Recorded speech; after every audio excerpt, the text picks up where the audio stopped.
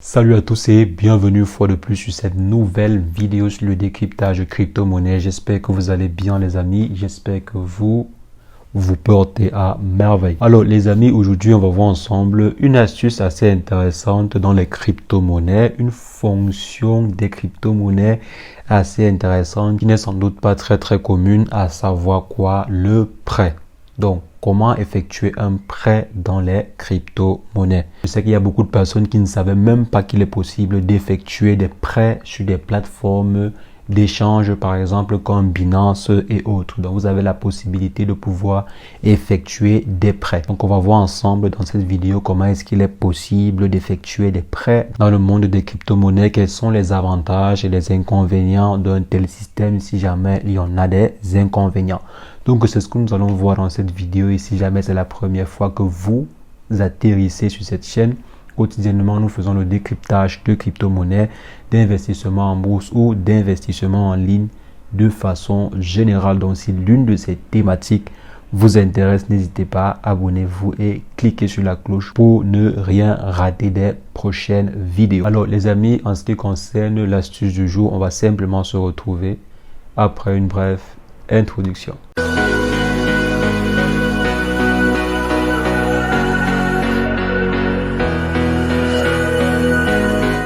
Alors les amis, comme je disais, aujourd'hui on va voir ensemble comment est-ce qu'on peut faire pour effectuer des prêts dans le monde des crypto-monnaies.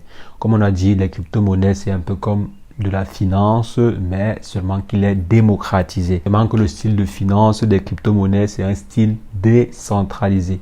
Maintenant, comment est-ce qu'il est possible d'effectuer des prêts dans un monde décentralisé? Donc, ce que vous devez savoir, en fait, c'est qu'il est tout à fait possible d'effectuer des prêts. Il y a des plateformes spécialisées même dans ce système-là, système de prêt, comme par exemple Aave. Vous avez également cette fonctionnalité-là sur Binance. Vous avez la possibilité de pouvoir prêter des crypto-monnaies sur Binance. Donc maintenant, pourquoi est-ce que vous aurez besoin de prêter des crypto-monnaies? C'est normal, de temps à autre, on peut avoir besoin de liquidités. Vous pouvez par exemple avoir des crypto-monnaies stockées. Vous pouvez par exemple avoir des bitcoins ou bien des BNB ou bien, je ne sais pas, de l'Ethereum stocké sur votre compte de Binance. Et vous avez besoin de, je ne sais pas, 500 $ ou bien 1000 $ pour résoudre un problème rapidement là et tout. Peut-être vous ne voulez pas vendre une partie de vos crypto-monnaies, de vos Ethereum, parce que peut-être le cours du jour n'est pas assez intéressant.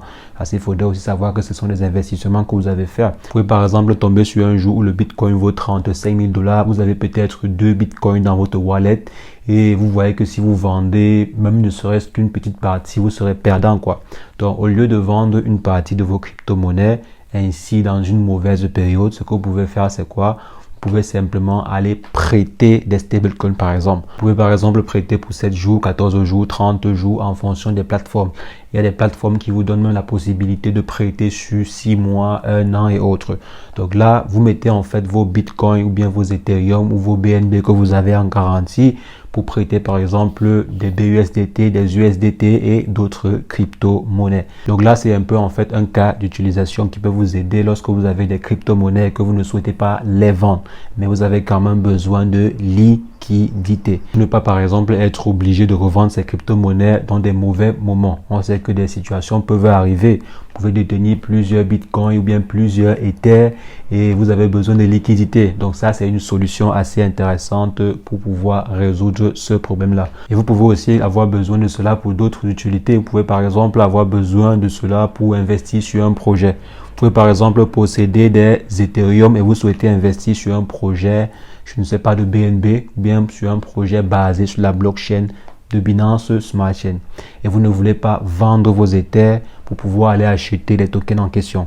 Ce que vous pouvez simplement faire, c'est quoi? C'est mettre vos Ethers en jeu, donc sans pour autant les vendre. Mettre vos Ethers en jeu, effectuer un prêt sur 7 jours, 14 jours, 1 mois, 3 mois ou bien 6 mois, ça dépendra de vous.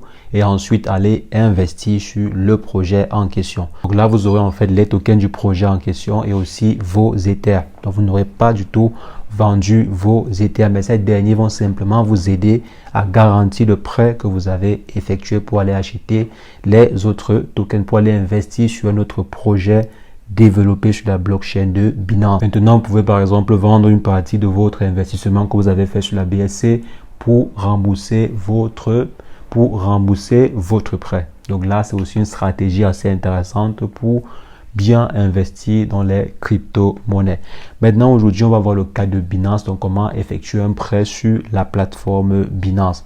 C'est extrêmement facile, ça ne prend pas du tout de temps. Donc, si vous avez besoin d'un prêt très rapide là, vous pouvez utiliser aussi la plateforme Binance. Je vais laisser le lien d'affiliation bien sûr dans la description pour ceux qui ne sont pas encore sur Binance. Ça vous donnera droit à une commission sur votre premier achat. Un système de cashback sur votre premier achat assez intéressant.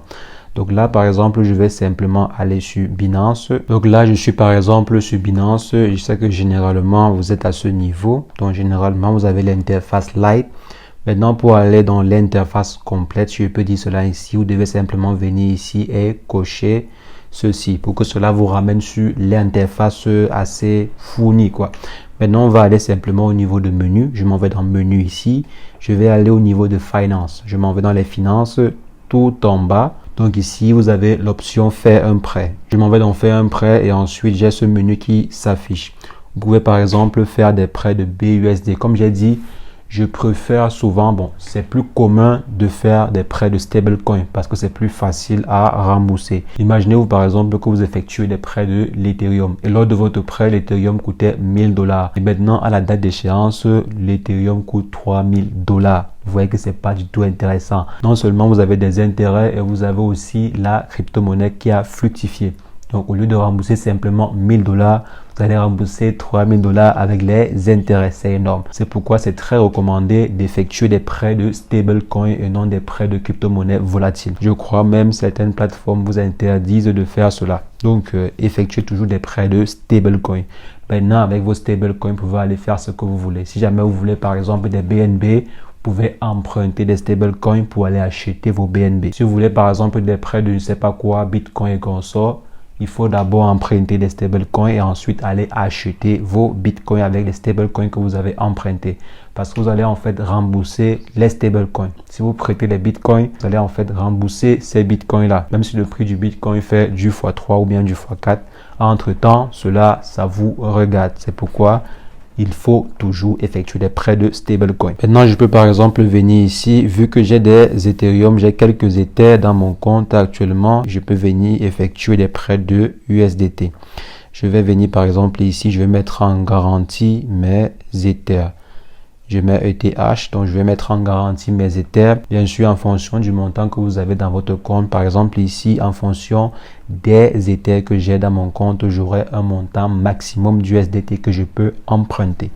Maintenant, je peux venir ici, je prête par exemple 230, disons 230 USDT.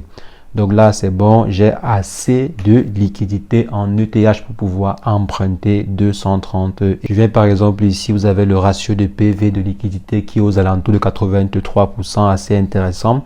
Maintenant, je choisis la durée. Donc, désolé, je viens là, je peux choisir par exemple 7 jours. Bien sûr, en fonction du nombre de jours, vous aurez aussi les intérêts qui seront calculés. Ici, par exemple, les intérêts horaires sont de 0,0010. Et ici, les intérêts quotidiens sont de 0,025. Et maintenant, vous voyez que le montant total avec des intérêts, le montant total des intérêts est de 0,4. Donc, c'est très, très dérisoire sur une durée de 7 jours. C'est très dérisoire.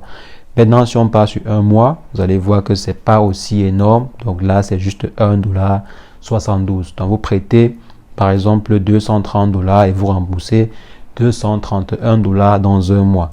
Si je prends, par exemple, dans disons 6 mois, vous allez rembourser des intérêts de 10 $, 10,35 $, donc sur 6 mois. Donc on vient ici par exemple, si on emprunte 230, on va rembourser 240 dans 6 mois. Donc c'est assez intéressant. Généralement, bon, je peux aller sur 30 jours, je passe sur 30 jours et c'est assez intéressant. On vient là par exemple, on clique sur commencer à emprunter et vous voyez les différentes informations relatives à votre prêt et surtout, ne dépassez pas la date d'échéance. Ne dépassez pas la date d'échéance parce que si vous dépassez la date d'échéance, le montant de votre emprunt sera déduit directement sur votre montant mis en gage. Donc, il faut faire très attention. Il ne faudrait pas qu'on vous applique que sur vos différents Ethers que vous avez mis en gage, au mauvais moment. Peut-être quand l'Ether est à son plus bas ou bien quand l'Ether est à son plus haut. Bon, généralement, si l'Ether est à son plus bas, je crois que cela est défavorable pour vous. Si l'Ether est à son plus haut, ça peut aller, mais si c'est à son plus bas ou bien si c'est en chute, cela sera désagréable pour vous. Donc, il faut respecter votre emprunt. Donc, je viens ici, je clique sur j'ai lu et tout et je confirme. La requête sera envoyée et généralement la réponse est très rapide. Donc, les amis, c'est ainsi que vous pouvez facilement faire pour pouvoir effectuer des prêts sur Binance. Sur Binance, c'est relativement très simple. Il y a également des plateformes spécialisées dans les prêts de crypto-monnaies que vous pouvez également utiliser. Parfois, certains ont des taux assez attractifs, mais je pense également que Binance a un taux très attractif. Vous voyez généralement que sur Binance, vous avez la possibilité de pouvoir stacker vos crypto-monnaies sur, je ne sais pas, 14 jours, 30 jours, 60 jours et autres. Et vous voyez généralement des revenus qui vous sont reversés. Donc, c'est en fait ces prêts-là qui sont effectués sur la plateforme et les intérêts vous sont remboursés. Donc, les amis, c'est ce que je voulais rapidement partager avec vous dans cette vidéo. J'espère que l'astuce a été intéressante. Si c'est le cas, lâchez un bon pouce bleu, mettez en commentaire si jamais vous avez des questions par rapport à cette vidéo ou une autre vidéo que nous avons faite sur la chaîne. Et sur ce, portez-vous bien. Ciao, ciao.